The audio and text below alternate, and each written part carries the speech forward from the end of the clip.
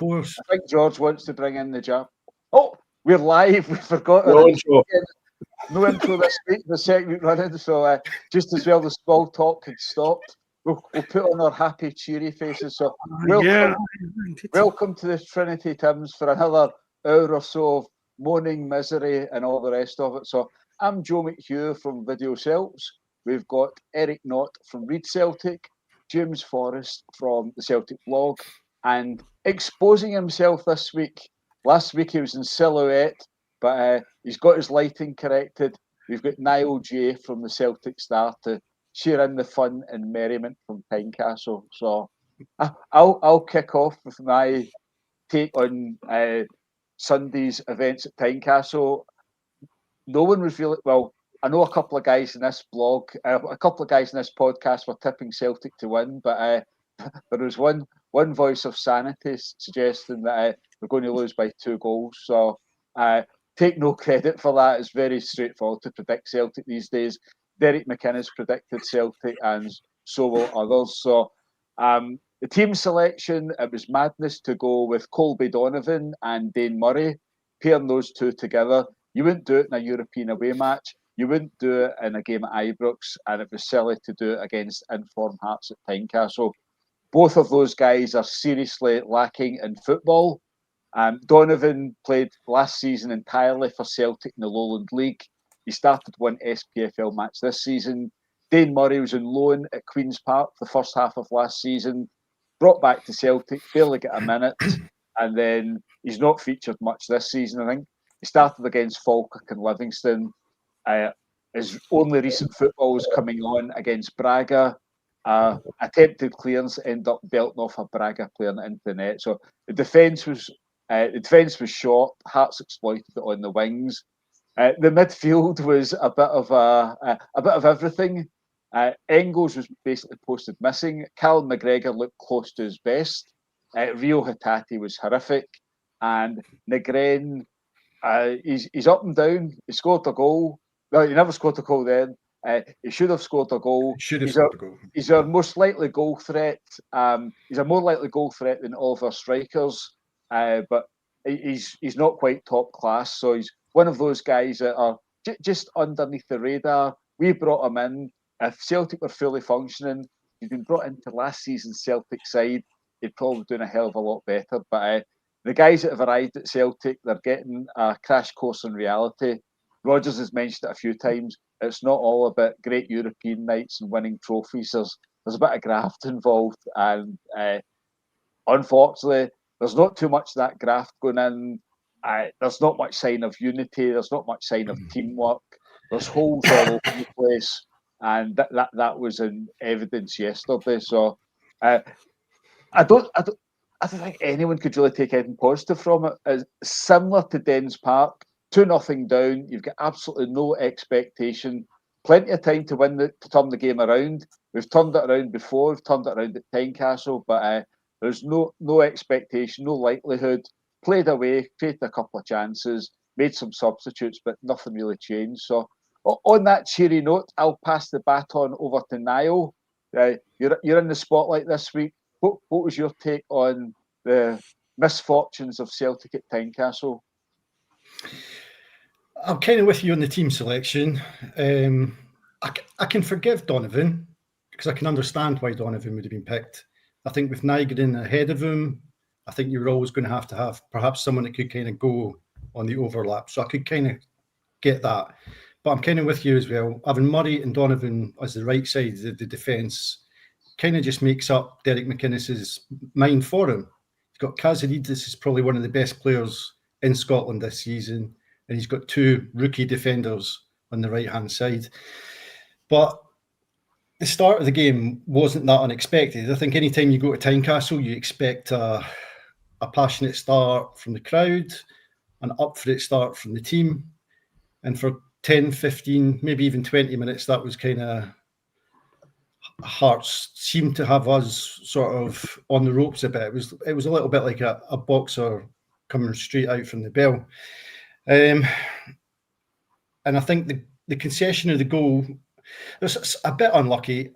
I think defensively in the build-up to it, I think we weren't sort of aligned as a defensive unit, and I can understand that with two players coming in like that. Brilliant save from Schmeichel, like a world-class save from Schmeichel, and you think you've got away with it. And even I would say Murray's positioning as a defender, positioning side on was good if he could get his left foot to clear the ball. I think what happened with Murray though was, I think what he tried to do was put an awful lot of power behind the clearance, or that was his indication. He was going to put an awful lot of power behind the clearance. And I think in the process of swinging his foot at it, he just lost that momentary composure, and it was as if it sort of hit his knee, hit his shin, and then onto his foot, and then went just off on a slice. And it's a terrible goal to lose. It's poor from a Celtic standard player to lose a goal like that. It's the second one he's lost like that, because it was the Braga game as well. I think the one that got hit off the attacker rather than an own goal, but it was a similar sort of approach from him. Now, and that was poor. But after the goal, I actually thought we responded really well. I thought we started to get into the game. We started managing our rotations. We were moving the ball from side to side well. And the goal itself, when we scored it, was an excellent goal. And then after that, I thought, right, we're on this now. We're really in a good position. We were building into the game well. And then Nygren, like you say, Nygren had that opportunity. Oh, for goodness sake, just put your laces through it, kid. That was just trying to be far too fancy when it wasn't necessary. He gave the goalkeeper a chance to make himself a hero there, and he pulled that off. And I thought, right, we went in at half-time, 1-1, and I was feeling good. It felt like it had been a good game. It had been an exciting game. We looked like we'd ridden out an initial storm, and we were really coming back into it. Second half, Hearts come out, and we don't. McInnes is again attacking that side of the team. The 2-1 goal, I get Colby Donovan does all right. He sort of moves Kizilidis inside, and you would expect him to move Kizilidis inside. But is it Nygren and Engels both trying to block the shot? Like they're throwing shapes. You know what I mean? It's like they're on the dance floor rather than actually trying to defend a shot coming in like that. And then behind him, it's just like, it had to be, didn't it? The poor unfortunate again. He's got his angles wrong, thinks the ball's going wide, I assume, and moves himself inside and lets the ball come past him. And I think probably having those three players in front of him, blindsided Schmeichel, he had no chance of getting down and before you know it, you're 2-1 down. The penalty, I think, was probably the most infuriating of all of Murray's mistakes, because I think the initial two you could just put down to maybe a lack of experience. And I've seen people saying it's a lack of experience for the penalty as well. Listen, when you're playing schoolboy football, you know, a guy going away from goal, you stand him up, you manoeuvre him, you do not commit yourself in the box. You can get away with it outside if you maybe give a free kick away at the edge of the box, but to give away a penalty with a guy moving way away from goal, it was basically inexperience against Nous. The head flick on, Braga read it well. He knows he's going nowhere. He's inviting the contact, and we bought it. And I think when you goes 3-1, what have we scored now? 11 goals this season in total. Asking a young team, a team out of form, to come back from 3-1 down in the second half, it was too much to ask. I got a little bit frustrated second half. I thought Tinekti and Tierney were making a really good partnership. They were building up a good understanding down that left-hand side. And I thought Tinekti was the one player that was actually causing Hearts problems with his sort of direct running at them. He was certainly getting us up the pitch. And I thought to take him off with half an hour to go, I get we played Braga in midweek, but to me that seemed a strange decision to take off probably our best performing player. If anything, you could have played Balikwisha in midweek against Falkirk and given Tinekti as long as his legs would have carried him. But it was a frustrating performance. The first half, there was a lot of positives I could take out of it. The second half, we just didn't come out. It's not unexpected, because it's very rare we put a 90-minute performance together this season. But all the same, the way it had gone in the first half, the way we'd ridden the storm, the way we got back into it, the way we almost took the lead, I thought just kick on from there, boys. And they just seemed to come out in the second half. I saw, to be fair, McInnes probably nullified McGregor a bit, because he sort of moved Braga back to sort of occupy McGregor a bit. McGregor was our best player in the first half. As soon as he was nullified, we were out again. Came down to that. I'll pass on to James. First of all, I'd like to pick up in the comments about Rodgers needs to go before things get worse. Things are going to get worse. And anyone that thinks that a change of manager is going to turn things around, they're in for a rude surprise, because the problems at Celtic are much worse than at other clubs all over the place. Change of manager and you get a bounce and things pick up. But things are very deep-rooted at Celtic. And it's going to be a very desperate character that wants to come into Celtic to follow Brendan Rodgers, a desperate character that wants to work under the leadership of Michael Nicholson and the benefits of the Celtic recruitment team. So good luck with all you guys pushing that line. Rodgers is a problem. He is far from the biggest problem. He's been dragged into it, but a change of management, a change of manager is going to change nothing. But I'll not cut in any longer. James, you must have a few thoughts on yesterday's miseries. Yeah, but I'll start with talking about Rodgers and the possibility of Rodgers being sacked. It's a conversation that we can go round and round and round on, but it's a useless conversation to have, because our directors will not sack Rodgers. It's as simple as that. Rodgers is their bulletproof vest. As long as Rodgers is sitting in that dugout, they've got a flak jacket. He'll take the heat and they will carry on as normal while Rodgers eats the shit and gets the blame. That's what Rodgers' function is at our club right now, to be their bulletproof vest, and they're not going to dispense with that no matter what.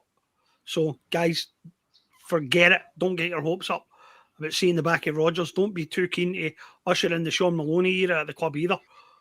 But it won't happen. As long as these people are under pressure, they are content for Rodgers to be under more pressure. And that's about as bluntly as I can put it. In terms of the game itself, I did think we would win, and we will never know. But the game was lost on Thursday night. The game was not lost yesterday. When we lost Carter Vickers and AJ, and we were forced to go with some combination of our academy select back three, we were in real trouble, because we're going up against Hearts' best player on the left-hand side of the pitch, and probably the best player in the country right now, and that was never going to end well. To lose in actual as well means that we were pretty much forced to start with Johnny Kenny, and any firepower that he had was gone with that as well. So the game was lost on Thursday, not yesterday. That said, I thought we had a good first half. I thought Callum McGregor was quite comfortably the best player on the pitch in the first 45 minutes. And I listened to E-Tim today, and I thought they were excellent. And I've actually just written about it. The piece went up at 6 o'clock. About their suggestion that nullifying McGregor nullifies Celtic, and that the best way to counter that is the one that Rodgers adamantly won't do for some reason, which is to put Engels in the position where he played in Germany, where we bought him, and to push Callum further up the pitch and let him play the roving playmaker role where he had his best years of his career under Rodgers, as it turns out, and where he can get any positions to put the ball in the net, which he's really good at, and he proved that again yesterday. And I don't know why a simple change like that seems to be beyond Rodgers. It's very uncomplicated, and just by making one tactical shift, bringing back the striker to man Mark McGregor, played McGregor out of the game, completely nullified their whole game plan. And if that's what your game plan is dependent on, then I really don't know how Rodgers thinks he's earning his money right now. Because Rodgers would not allow this to happen at any other team he was coaching. Rodgers would not allow this kind of regression without changing some fundamentals. He talked yesterday about possession football and whatnot being in our DNA as a club, right? But that's fetishizing a certain style. That's not going to provide us with an answer. As long as Rodgers fetishizes a certain style of play and remains inflexible to changing it, we will continue to drop points. And by the time the board is left with absolutely no choice but to lead and show some leadership and take some accountability and some responsibility, it will be too late to matter. And we will get a lousy interim appointment who they hope wins the Scottish Cup so they can give him the job full time. We're in an appalling place. We're in an appalling position. There is not a single leader at any level of the club right now. Not one. And anybody who's no concerned about it should be, and anybody who is concerned, you're not imagining it. we're in deep shit. Picking up slightly on that, I have no idea the way out of this. I said changing the manager's not going to change it. They won't anyways. There is no. He'll be gone at the end of the season. The directors, the chief executive, the chairman, none of them show the slightest interest in anything. So they're not going to step aside. But Eric, can you can you add to the misery or throw some light onto things and point the way forward that things can turn around? Because I don't think there's anyone thinking logically can say, "Don't worry, lads. Once X, Y, and Z happens, we'll be back in the groove again." Well, look, I mean, with regard to the game yesterday at Tynecastle, there's not really a whole pile that I can add. I mean, Niall covered it very well. I mean, he kind of went through it from back to front. Obviously, from my own perspective, one of the biggest concerns was Rio Hatate. He's just an empty shirt at the moment. His play is slack. His passing is slack. His whole demeanour is off. He is consistently being picked, and I can't understand why he's consistently being picked if he is putting in performances like that. I personally feel that Luke McCowan would do a better job than Rio Hatate if he was given the chance. You know, he definitely puts a better shift in when he plays, and I just don't. I think Rio Hatate has given up. Effectively, his mind is elsewhere, and you can see that that's reflected in his play. But I wrote an article today, and I posited the question: how much worse can this get? And I said the only positive in all of this is that the worse it gets, the more untenable the positions of the board members become, because it's just going to make the fan base more and more irate, more and more angry at what's happening. There's going to be hell to pay next weekend if we lose to the Ibrox side. I can see that happening. And it seems I went so far as to say, so you were saying add to the misery. I went so far as to say is this feels like the COVID season all over again, but worse. Because at least there seemed to be some level of accountability in the COVID season, because Peter Lawwell stepped down and Don McKay was brought in. Because he seemed to fall on his sword and accept the mistakes that he made, but obviously his ego brought him back a few months later, or a year later, as we all know. But we cannot say, we tried to be optimistic last week in the podcast, but we cannot say that yesterday's performance wasn't coming. It's been coming. All of this has been coming. All of what happened yesterday is a reflection of what downsizing, to the extent that the board has done, leads to. And what they have done is as we said before many times, they have asset stripped every good player we had out of the squad. We said at the back end of the transfer window that if we got a bad run of injuries, that we were going to be absolutely screwed. That has happened. It was inevitable it was going to happen. Everything that could go wrong or can go wrong at Celtic is going wrong. That's the problem here. And there is nothing but blank silence coming from the board, from the club. They're just and they're effectively relying on sympathisers like Neil Lennon yesterday. I thought Neil Lennon was an absolute disgrace on Sky yesterday. The level of defence that he went, or the level of effort he put into the defence of the board was just ridiculous. There is no defence for what's going on at the moment. It is entirely self-inflicted. Entirely self-inflicted. This is self-destruction on another level. We all knew at some point, like, because of the direction the club has been going in the last years, that we knew we were going to be our worst enemies. But I don't think any of us anticipated that it would get as bad as it has this season. No, all's not lost. As I said, I don't want to be a harbinger of doom and say it's all gone. This can be turned around.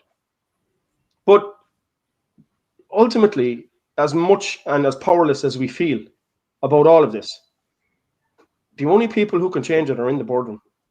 They can change it by doing the decent thing and stepping back and allowing somebody to come in who is capable and forward-thinking and has new, fresh ideas and has the ability to make our club what it should be. And I think the most frustrating thing about all of this right now is watching that game at Hearts yesterday. I honestly don't think that I have seen a Celtic squad or side that is as weak as that since the early 1990s. And you could say at that time, at least we had an excuse for being that weak. We had a board that was completely out of ideas. We were headed towards bankruptcy. We had a stadium that was falling down. We were where we would expect us to be. But at this moment in time, we started yesterday with a League of Ireland striker, because that's the quality he is. He can't put the ball in the net. I'm sorry. I'm Irish. I'd love to see Johnny Kenny do well, but the kid can't put the ball in the net. He just can't. He was a ghost yesterday. He provided nothing in the game. And we also started with a League of Ireland, next League of Ireland central defender in Liam Scales. We've been reduced to this with nearly 80 million quid sitting in the bank. It's just appalling.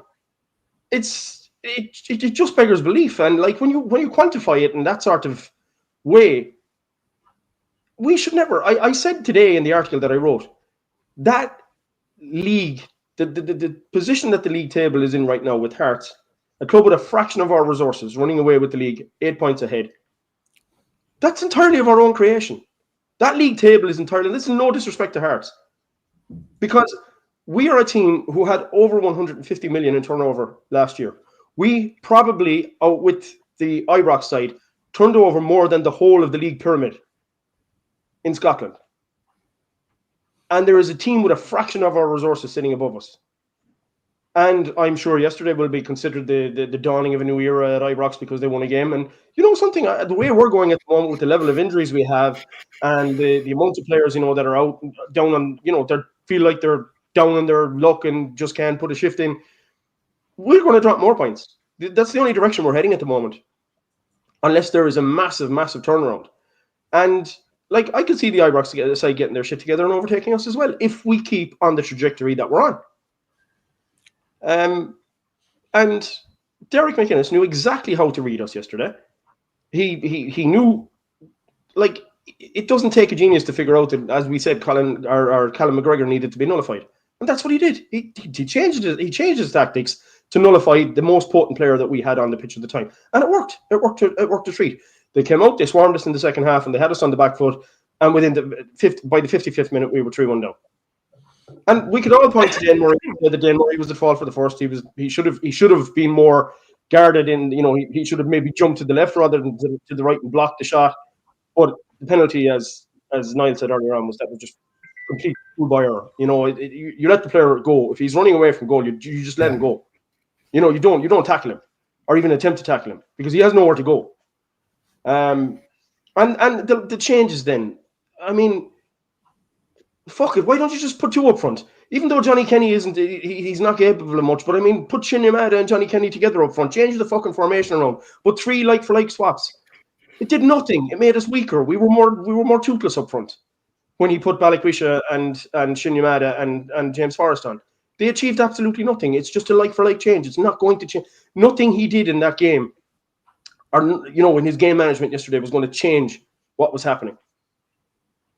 And it's like you said, James. It's very frustrating, the decisions that he's making as the manager. I can't understand it. I can't understand how he gives Hatate a game week in, week out, yet the guy's an empty shirt. There's just so many baffling decisions being made there. And is this down to proving to the board that you fucked me over, this is the end result of what you've done? I don't know. Is the political infighting in the club spiraled so much out of control now that everybody is just out to prove a point? And it's a scorched earth policy for the club. We'll end up, and this whole talk, like James, you were saying, and I'm sorry, I can't agree with that. If they say, like, we as a fan base who is now mobilized and wants to stop what's happening at the club and wants the board to, just do the decent thing and step back. If they were to be allowed to put Sean Maloney in charge of the club, all hell would break loose. Nobody is going to accept an appointment like that. Nobody is. So if they think things are bad now, they're just going to get out of control if they make a decision like that, because it's just taking the club backwards. And yesterday at Tynecastle was a true reflection of how far backward we have gone since February of last February in Munich. We have regressed at such an appalling rate. It's scary. And we should never, ever have been in that position. And the people who are 100% accountable for that reside in the boardroom at Celtic. Whatever part Brendan Rodgers is playing in it now, he makes a choice, as far as I'm concerned. You know, go down with your ship, but go down fighting. And at the moment, we're not fighting. You know? So, and I fear for what we could face next week at Hampden. I do. I could even see Falkirk getting points off us at the moment with the performance that we put in yesterday. And I don't say that because I think that's because we knew, as James said after the game on Thursday night against Sturm Graz, that we were screwed going to Hearts after the injuries. It's the injuries that have weakened us to such an extent now that you'd even be worried about Falkirk coming to Parkhead and getting the result. And that's where we're at the moment. And as I said, the only positive thing that you can take out of all of this is the worse it gets, the more untenable that board's position becomes. But like, none of us wants it to get worse. None of us wants it to decline any more than it already has. But how do we change? You know, you just feel helpless as a fan right now. Like, what is it going to take? And then you've got the likes of Neil Lennon, as I said, in the Sky Studios, trumpeting these guys that they're, it was tough. They couldn't get Tunekti in before the game against Kairat. It was tough. They couldn't get Balikwisha in. You know, I mean, man, even Chris Sutton, like, you could see the disgust on Chris Sutton's face throughout that whole conversation. And then you've that absolute village idiot trying to row in with his bollocks as well, and it just, I don't know. There's no point in going on about it. I'm a very, very frustrated Celtic fan at the moment. Put it that way.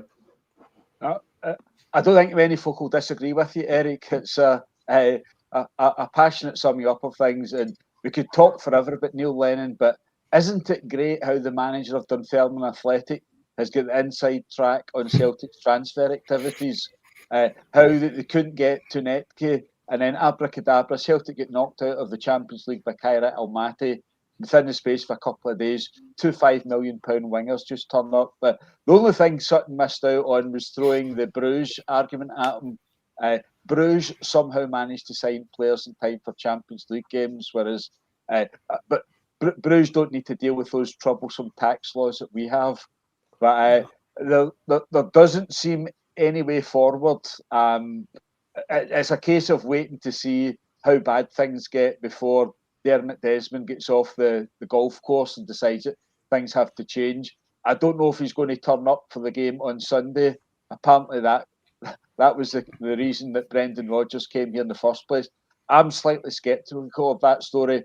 I've heard that Dermot Desmond left before the penalty kick shootout, whereas other people have got a version that he stayed around, and the celebrating and gloating from the other directors, and that forced them into action. So the split on that, and again, you can have no confidence in this Celtic team going into any match, whether it's Falkirk or Sunday's semi-final.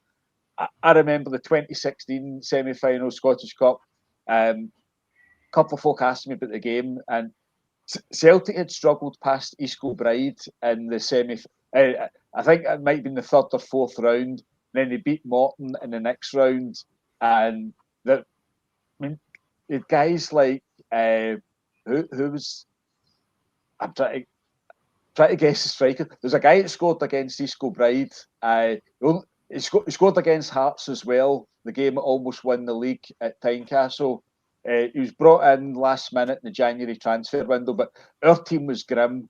There was a pushover. If Falkirk are competent and organised and have a stroke of luck, they'll get something from the game on. Was it Nadir Chifty you were thinking of, Joe?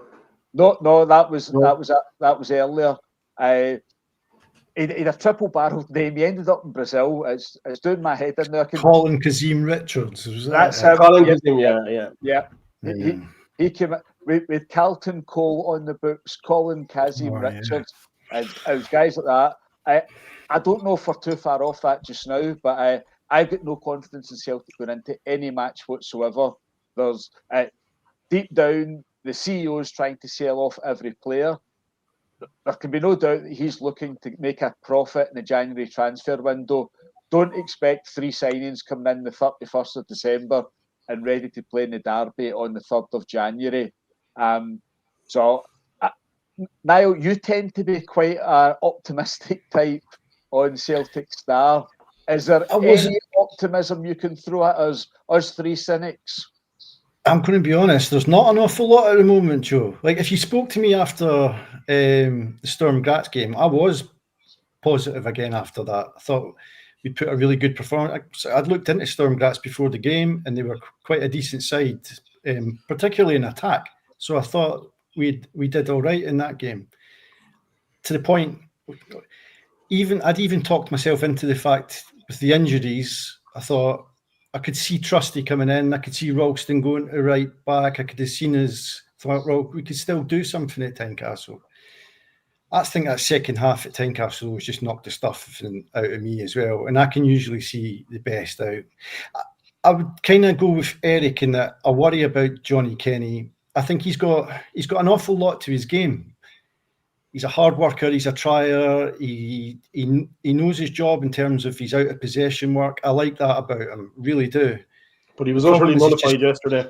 And he was, and I think a lot of it with Kenny, whether it comes down to confidence, no, it doesn't. You know, it comes down to technical polish with Johnny Kenny, and your only real argument is if he's not getting polished up by this stage in his career, is he actually going to go any further? I mean, there is an argument to say, I suppose, that he will get an opportunity to get a run of games, and perhaps that sort of polish might come with the experience.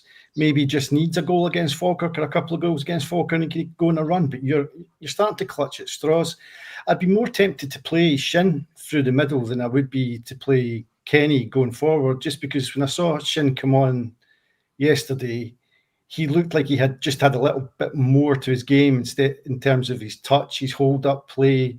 He was a bit on his heels when it came to trying to get into the sort of goal-scoring positions was inside the 18-yard box, but his teammates seemed to trust him a little bit more than they did Kenny. He certainly seemed to get involved to that extent. I like Tinekti, so I think because positivity from him on the left, we're already getting to the stage where we're having to play him an awful lot because it already seems quite evident that Rodgers doesn't trust Balak Wisher quite as much, or maybe he's just taking a bit more time to settle into things.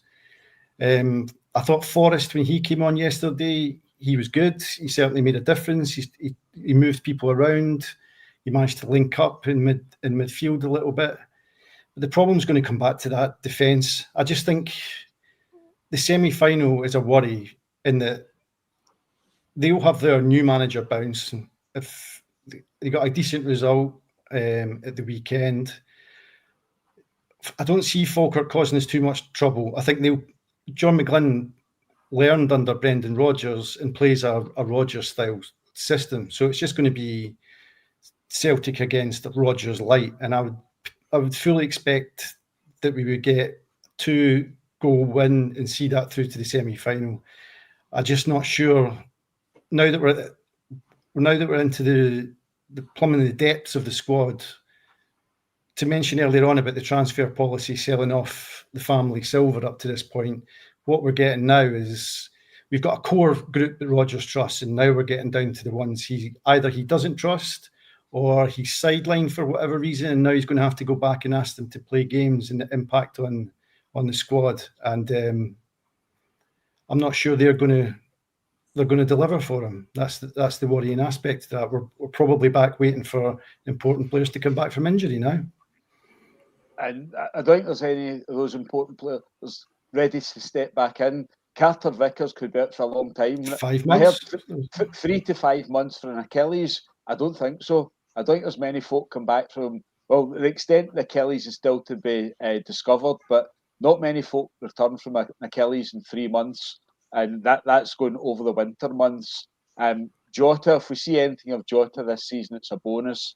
And just nobody coming in is going to turn the tide. But James, things have been on the slide since at least February, possibly earlier. It could have been on the slide from the 2nd of January at Ibrox, but definitely post Bayern Munich, things have been on the slide. What combination of events is going to turn it round? When are things going to pick up? What's it got to take before things start moving in the right direction? When can you expect Celtic to win 3 consecutive matches? We did a podcast on the night after we got a result against Young Boys and put us into the second stages of the Champions League. I didn't want to do that podcast. And I said to you guys at the time, and I said to the backroom team at Snack that I didn't want to do it because the job wasn't done. But our club acted like the job was done. And so that was the reason to go and do that podcast after all, because our club sold Kyogo that day. And they made it clear that they thought the job was done and they considered the job done, even though we had another game still to play. And I said on that podcast that night that we've sent a very clear message to the squad of players at the club, to the manager at the club, to the fans of the club, and to every other club in Europe that we do not take ourselves seriously. We are not a serious European team. We don't act like one, we don't think like one, and we don't believe that we're one. And if you want to know what happened and where the downward spiral started, that's where it started. The team was able to raise its game from Munich because a lot of them knew this is as good as it gets here. This is the game that our board was content just to be playing that game. And they had no ambition beyond it, and they don't have any ambition beyond it. And every player at our club realised that night that that's the message we were sending. Every player, the manager, the captain, everybody. It's not a coincidence that Maeda told Rodgers he wanted to leave in February. That's where it all started to unravel. He's probably not the only one. There's probably 4 or 5 players in that dressing room who could get moves and who immediately realised that we've scaled the mountain. This is the peak. This is the peak of the mountain. And we'll be lucky ever to see this again at this club. And that was when everything unravelled. And it's been unravelling since. We're not a serious club. We don't behave like a serious club. And everybody in the dressing room knows that. And I don't know what it takes to fix that. Yep, it'll be a strange combination. It'll be something freaky. Who knows what it is? Eric, who do you think leaves first? Michael Nicholson or Brendan Rodgers? Quite clearly, the combination of them isn't going to start next season. The manager will almost certainly, it'd be an absolute miracle to see Rodgers staying on. A, him wanting to stay on, and B, the current decision makers want them to stay on. So who do you see leaving first? Well, it comes to I think it comes down to results now for Rodgers. It's like I said earlier on that if things get, the worse things get, the more untenable positions become, and the same applies to the manager. And if we continue in the same sort of vein of form that we're in, where anybody really thinks we're there for the taking, it's got to be Rodgers first, because, and much and all as I dread what the alternative to that might be, if he continues not delivering the results now, you have to bear in mind that if we go to Hampden next Sunday and we lose to Danny Roll, Ibrox side, that's now the 4th manager that Rodgers will have played against and not managed to defeat, who's been in charge of the Ibrox side. That's quite a sobering thought, isn't it? Yeah, that's the 4th manager he's been able to defeat. So you go back to Clement, you go to then the stand-in of Barry Ferguson when he beat us, and we drew at Ibrox. Then he couldn't beat Russell Martin, and if he doesn't beat Danny Roll, that's 4 managers. So all that talk, about all the heads of managers that he has on his mantelpiece, that's all bollocks. No, it makes no difference to me if he can't. He needs to, for me, he needs to break that duck next Sunday. How he's going to go about doing it, I really have no idea, because we are at the bare arse of it now with the squad. I don't know how we do it, but I'll make one point. And I'm sort of going back to what James said there.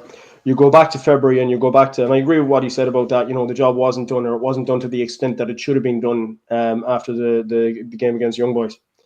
And the board has since, as we said, asked to strip the squad of all, or sold the family silver, as Niall put it, whatever way. You can use as many terminologies as you want for it. But what they have done is reduce the squad to such a level now that it is going to, it's going to take a squad rebuild now to get us back to a level where we're competitive. And that is going to cost money. And this is not going to be something you're going to be able to half-ass if you really want to turn it around at Celtic. But we are heading. It's not going to happen in January, clearly, because we're in limbo now at the moment. But at the end of the season, whoever is in charge of Celtic, because we know Rodgers is gone, whoever is in charge of Celtic, they're going to have to spend. They're going to have to do a very extensive squad rebuild.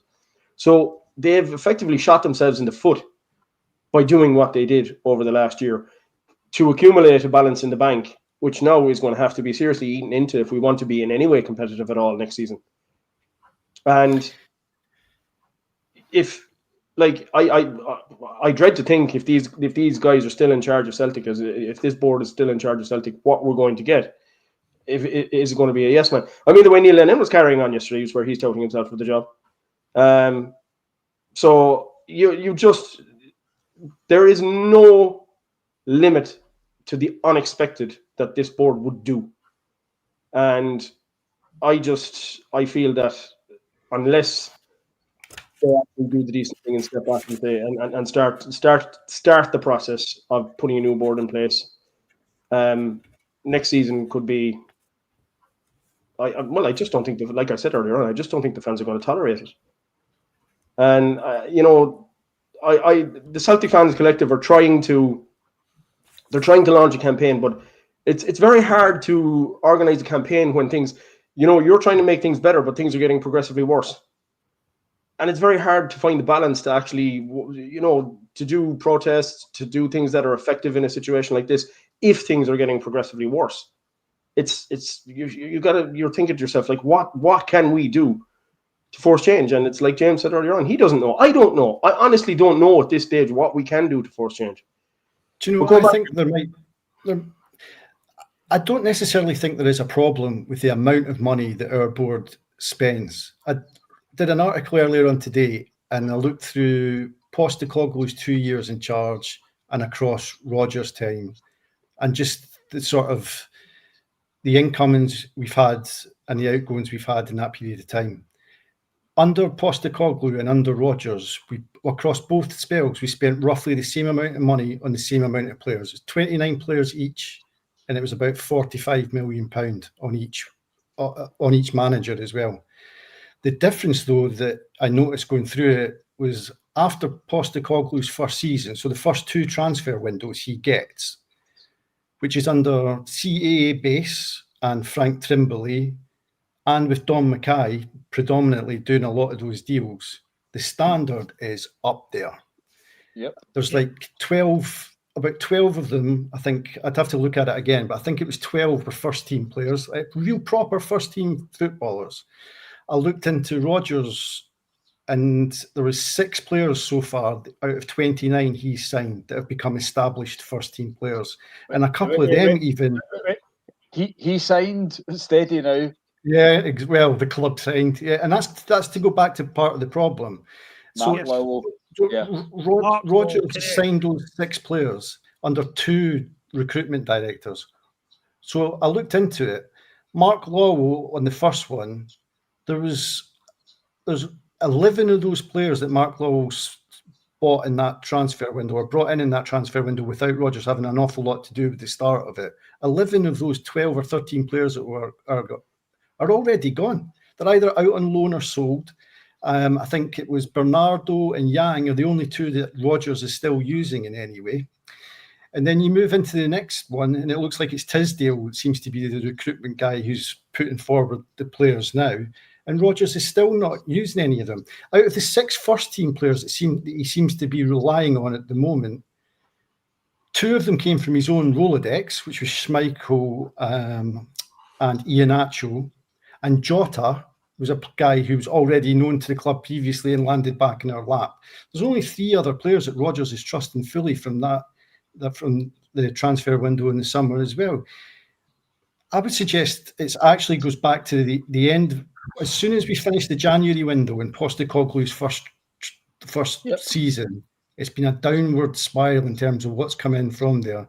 Okay, there are complaints about how deals are done, etc. There's absolutely no argument about that. We've made a mess of it. But it's starting to look like we've made not Mark Lowell, we all knew was going to be a disaster and became an There's unmitigated also another common denominator there too, Niall, and that's the return of Peter Lawwell. And this is you can't argue with his that. fingerprints all over it. I mean, we just got a comment there, right, which has made me infuriated, right? You probably know it's the big sigh, right? Isn't it, about you? That Rodgers has dismantled the Ange style of play, and that's why we're in this state. First things first, it's the manager's prerogative to dismantle whatever he wants. He's the manager. If a manager can't implement his own style of play, there's no point in hiring the guy. And Rodgers hasn't dismantled the Ange style of play. The board have dismantled the team that is capable of playing the Ange style of play. So please get some facts right. You can hate Rodgers as much as you want, but do it properly. At least analyse things correctly. Yep. 3 years ago, in any given game, Ange had Jota, Forrest, Abada, and Maeda on the wings. Look at what he's got to deal with now. So thought he dismantled. Now you're cut off in your prime there. There's very distinct transfer windows, but basically we've had 2 good transfer windows in about the last 6 or 7 years. I mean, certainly since sort of 2021.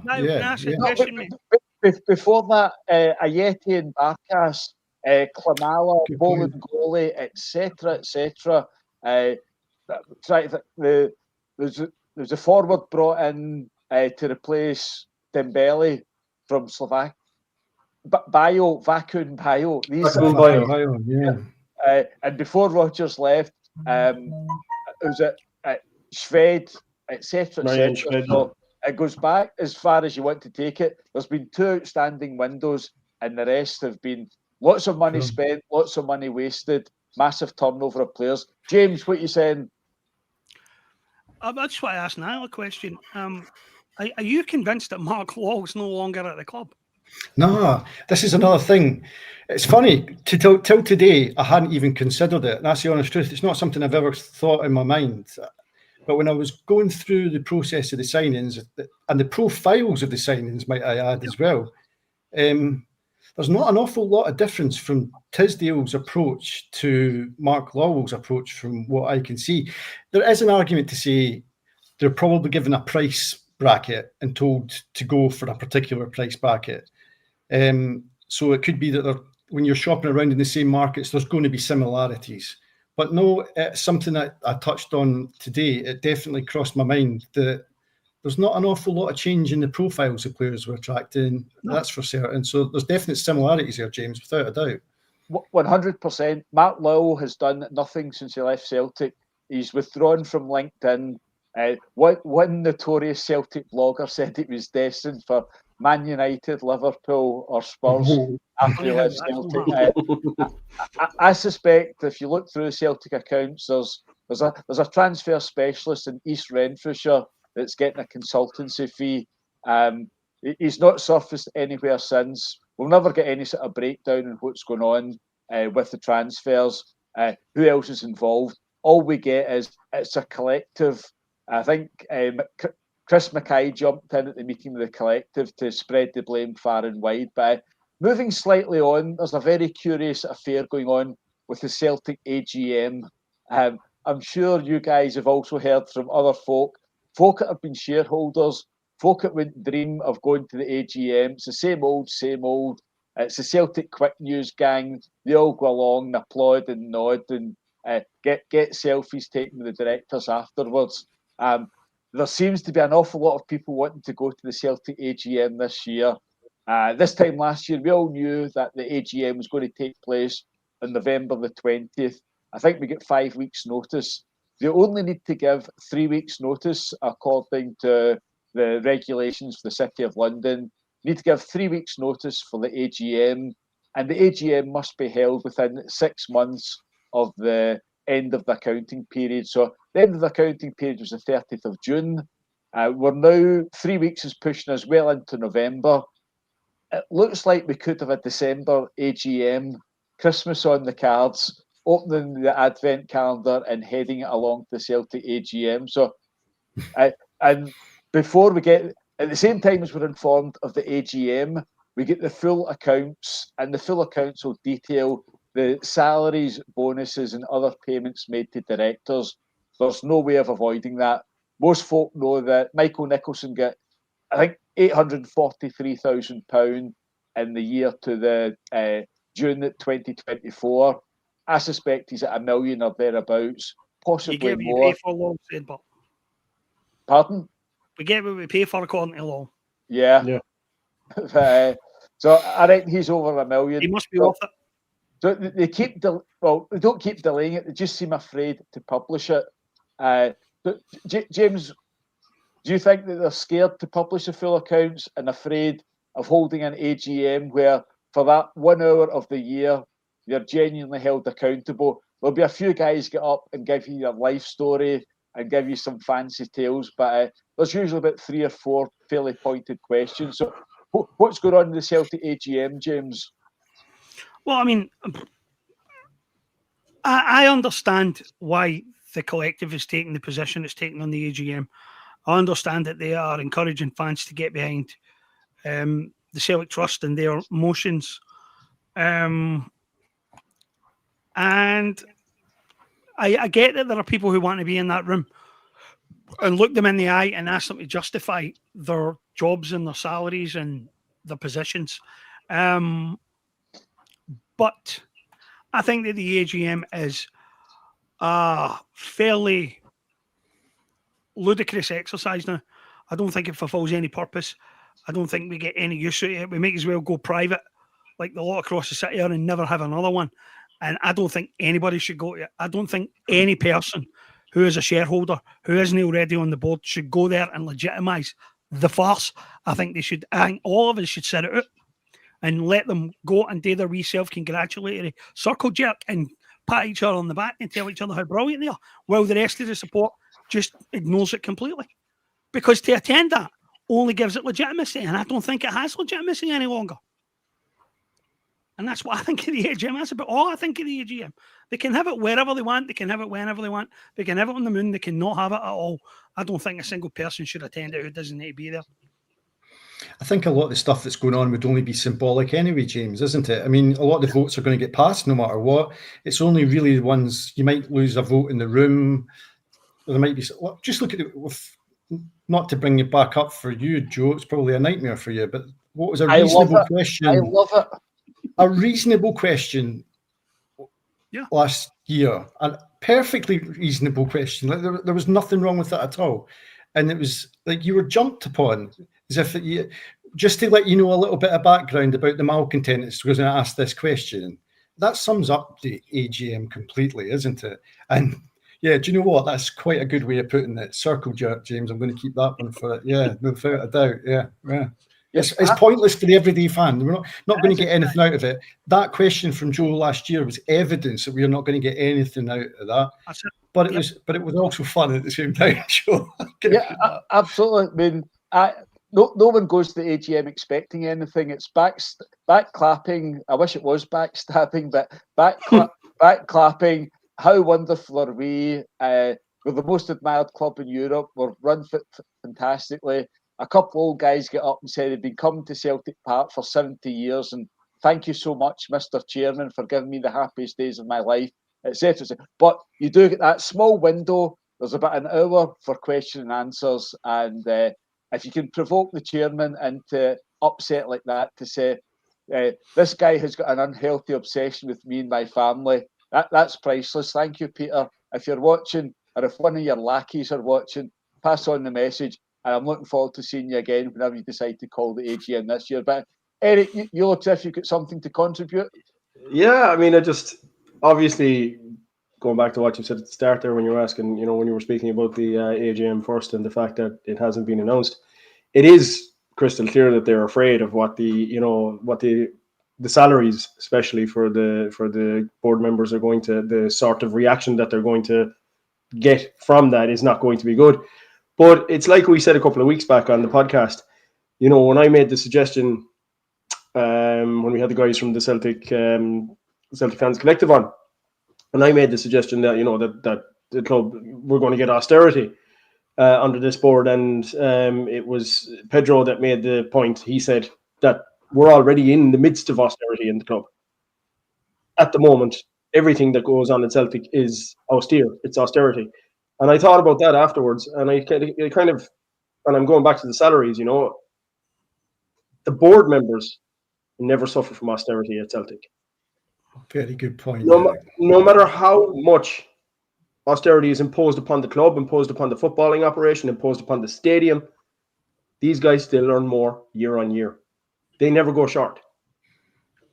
And that very much stinks that these guys get more money for doing less. And that statement that Peter Lawwell made and said that you get what you pay for is an absolute insult to anybody with any level of intelligence as a Celtic supporter. Because these guys impose austerity on our club, they downsize our club, but they give themselves more for doing it. So that, if they bring in a yes man in the form of Sean Maloney or somebody along those lines who will do exactly what they instruct him to do, they'll probably award themselves a pay rise because they won't have to pay. The money that they will have offset by doing that, by saving the $3 million for Brendan Rodgers, will probably go onto their salaries. And that's the reality with these guys. They don't suffer. They don't. They just, it just gets better and better for them as things go on, and the club suffers because that's how it's reflected. Because they've been paying themselves more and more with each passing year, so they don't suffer from austerity. That's for sure. Yep, a couple of fantastic managers have brought in the success that we've enjoyed over the last 9-10 years. It's not by design. Brendan Rodgers came in and turned everything around in 2016. Ange Postecoglou appeared out of absolutely nowhere. And if the board think they can find another Ange Postecoglou, good luck to them with that, because that was a once-in-a-lifetime event. A serial winner that was desperate to work in Europe. If AEK Athens had offered him the job, his agent would never got on the phone to Dermot Desmond. Dermot Desmond wouldn't have set him up with a phone call with the folk at Celtic, and Ange would have been someone that was still out of our radar. He'd have been the AEK Athens manager, maybe another Greek club. But so if the board are hoping for something like that, good luck with that. It's not happening. And then Brendan Rodgers was sacked by Leicester. Brendan Rodgers had unfinished business, and he came back up the road. But that's three unusual appointments. It's not through the normal recruitment cycles or circles. So there's very little chance of that happening again, and we all fear the worst with appointments. But we've touched on the two games coming up a little bit, but we'll go round. I'll finish off with Niall as our guest, but James, what are your expectations or fears for Falkirk on Wednesday and Hampden on Sunday?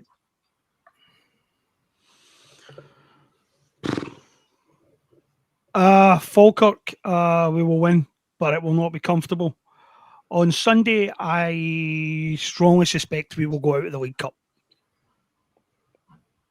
That's grim news from a guy who was tipping Celtic to win at Tynecastle this time last week.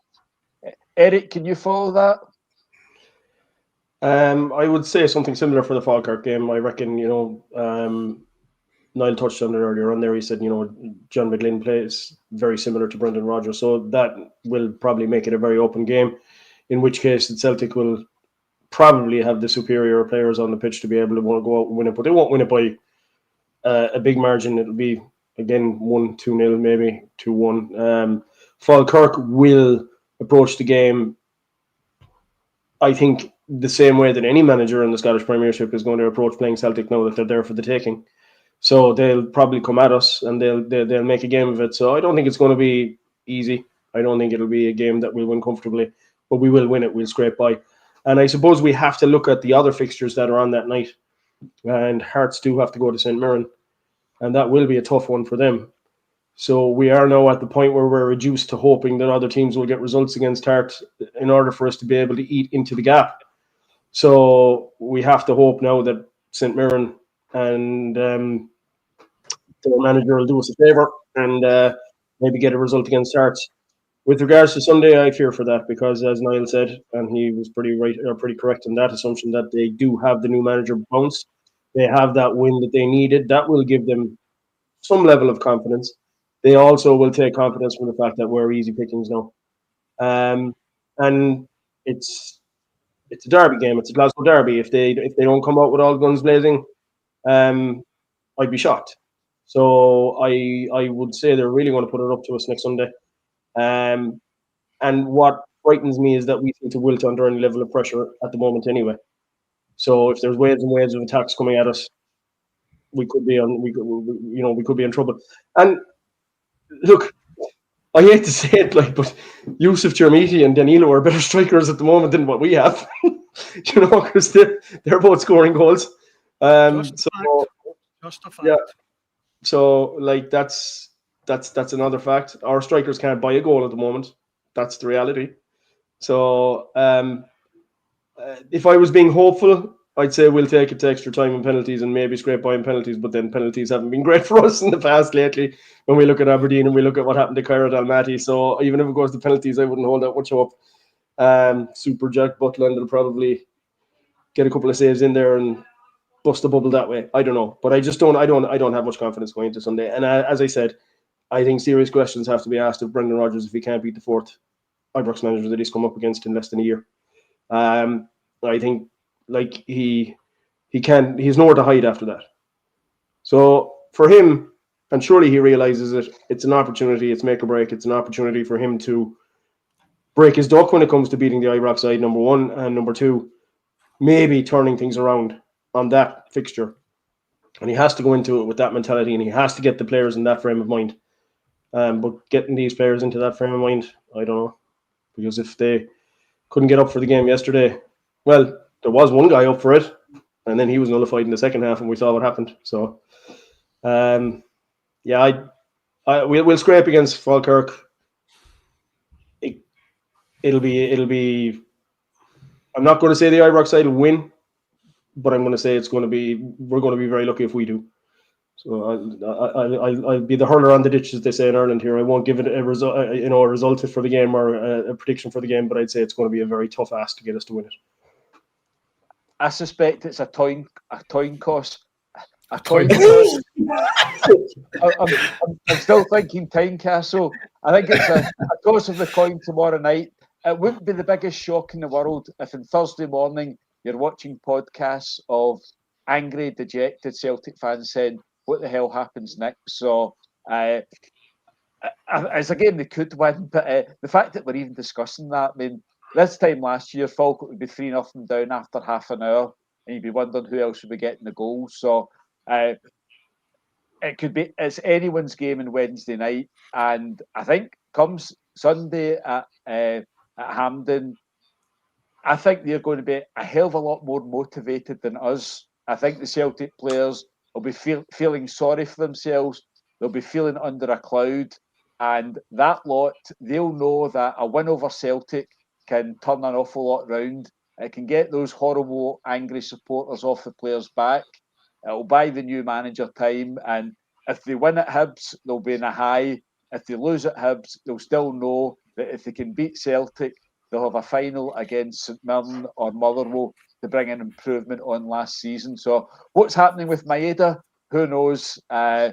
It's a strange one. He picked up an injury. He went off to an international duty. He had a sore foot, a sore leg, and when he came back, he had problems with his lower back. So it's a mystery with Maeda. But Niall, we're not asking for optimism. What's your realistic thoughts for these two games coming up?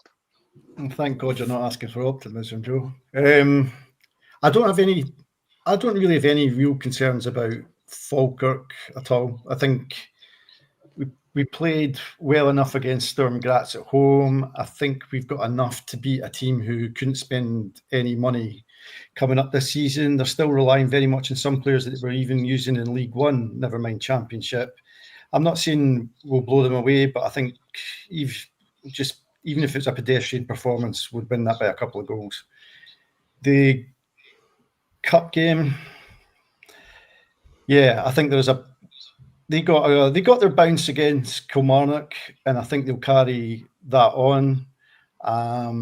We need to find some way of, whether it's putting someone to sit in beside McGregor, whether that's Engels, as someone mentioned earlier, or maybe bring Bernardo in to do that and maybe play a double pivot. We've got to think about something to try and get control of that midfield. On the Dyson front, Well, I was told today he was training, so I'm assuming they won't risk him against Falkirk if he's on the way, or maybe give him 10, 15 minutes against Falkirk.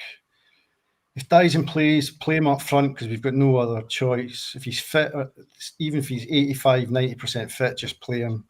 I don't think that Ibrox team is anywhere approaching what Hearts were.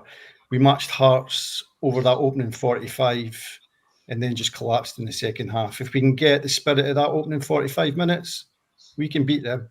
I'm sure of that we can beat them. We can, but if we get a 90-minute performance in us, they'll be mega motivated. They know that they can get the fans off their back with one performance. So hopefully we'll be back next week. I'm not sure when. I don't know why, but we'll be back at some point next week. It'll be an interesting... More self-flagellation. It'll be an interesting podcast. So I forgot all the usual podcasty stuff. Please give us a thumbs up. That costs nothing, and if you've already subscribed to us, you can still give us a thumbs up. So thumbs up, likes, and if you've not subscribed, please do. We're very close to 2,000, which is good going. Unfortunately, we can't promise you happiness and joy, but we'll promise you realism. We're not happy clappers. We're certainly realistic. And we'll keep on bouncing back again. So I'd like to thank Niall for joining us tonight. You can find Niall's contributions on the Celtic Star. Eric is on Read Celtic, and we've got James on the Celtic blog. So that's all for this week. We're sorry it's as miserable as it was last week. On the Falkirk game for tomorrow night, we lost to Dundee, and at the weekend, Falkirk beat Dundee. And there's a bizarre thing called the Scottish Football Championship, which dates back to the very first football match. Whoever won that was the champions of Scotland. They carried that on. Celtic had it going for a couple of weeks. They went into Dens Park as the champions of Scotland. We lost that title to Dundee. Dundee took that title to Falkirk on Saturday, and they lost it. So Falkirk are currently the champions of Scotland, dating back to the year dot. So if we can overcome the Bairns... I love that, Joe. That's brilliant. It's from my obsessive son. He keeps me up to date with it now and then. So Dundee, Falkirk are the champions of Scotland, dating back to year dot. So if we can come up trumps on Wednesday, we will resume our mantle as champions of Scotland. The one downside is we would then take that to Hampden on Sunday. So on that cheery note, I'll wish you goodbye. Thanks for tuning in. And as I said, we will be back again. Thank you. Cheers. See you, Joe. Bye-bye. All the best.